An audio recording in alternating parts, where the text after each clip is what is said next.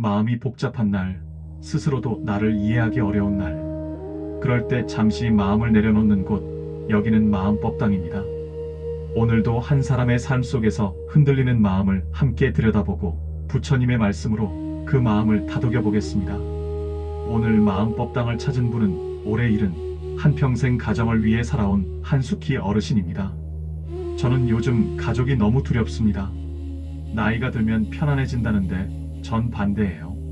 가족에게 상처 주고 또 상처받는 일들이 자꾸만 제 마음속에 돌덩이처럼 쌓이기만 합니다.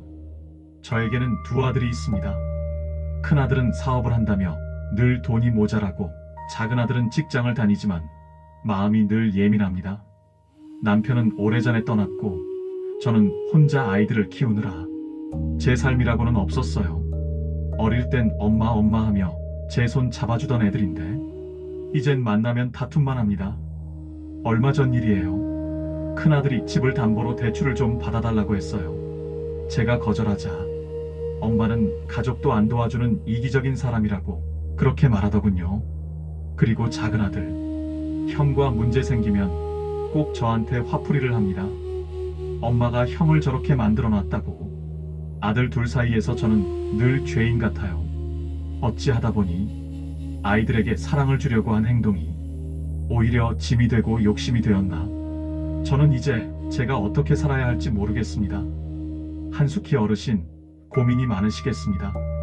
사랑했기에 상처가 깊고 가족이기에 더 벗어나기 어려운 마음의 매듭들. 부처님께서는 이런 괴로움에 대해 이미 오래전부터 깊은 말씀을 남기셨습니다. 모든 것은 인연 따라 생기고 인연 따라 변하며 인연 따라 사라진다. 지금의 가족 갈등도 고정된 것이 아닙니다. 아이들은 어르신의 마음을 아프게 했지만 그 또한 오랜 세월 쌓인 인연의 흐름 속에서 그럴 수밖에 없었던 모습으로 나타난 것일 뿐, 선택의 잘못이 아니라 각자 마음 안의 상처가 서로 부딪힌 것이죠. 잘못된 인연은 끊어지는 것이 아니라 다시 맺어질 수 있는 여지를 품고 있습니다. 부처님은 또 이렇게 말씀하셨습니다. 먼저 자신을 바르게 해 그 후에 남을 바르게 하라.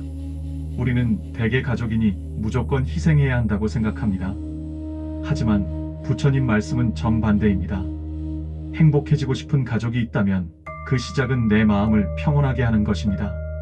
숙희님이 평생 해오신 무조건적인 희생은 사실 나를 돌보지 않은 채 타인을 먼저 구하려 했던 것입니다. 지금 눈을 감고 가슴 한가운데에 작은 등이 하나 밝혀졌다고 상상해보세요. 그 등불은 당신의 마음입니다. 바람이 불면 흔들리지만 꺼지지 않고 상처가 와도 여전히 따뜻함을 비춥니다.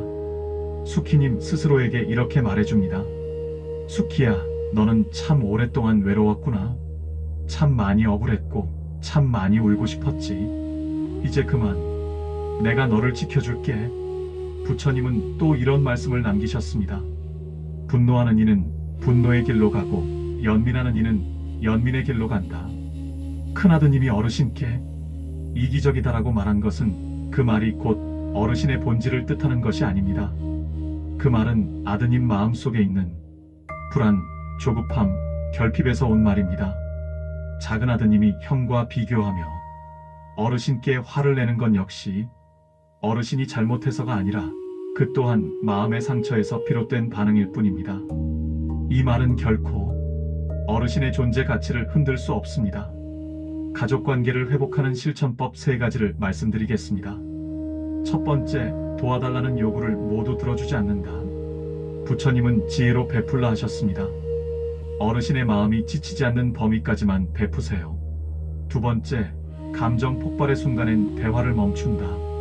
말은 한번 내뱉으면 돌이킬 수 없습니다. 감정이 끓을 때는 잠시 멈추는 것이 지혜입니다. 세 번째, 부드러운 한 문장만 유지한다. 대화의 기준은 단 하나면 됩니다. 나는 너희를 사랑하지만 내 마음을 해치는 일은 하지 않겠다. 이 문장은 상처를 주는 관계에 경계를 세우면서도 사랑을 잃지 않는 말입니다. 부처님의 마지막 말씀입니다. 업은 흘러가고 사랑은 남는다. 흐르는 강물처럼 지나간 일은 흘러가게 하고 오늘의 마음을 살피면 새로운 인연이 열린다. 숙희님의 삶은 끝나지 않았습니다. 70세는 관계의 결산기가 아니라 마음을 새로 쓰는 시기입니다. 이제 마음속의 오랜 짐을 잠시 내려놓으십시오. 어르신이 평생 지켜온 사랑은 결코 헛되지 않았습니다. 그 사랑은 언젠가 꼭 돌아옵니다. 조금 느릴 뿐 사라지는 법은 없습니다. 오늘도 마음법당을 찾아와 주셔서 감사합니다. 여러분의 마음이 편안해지기를, 가정의 평온이 깃들기를, 부처님의 가르침이 늘 함께하기를 빕니다.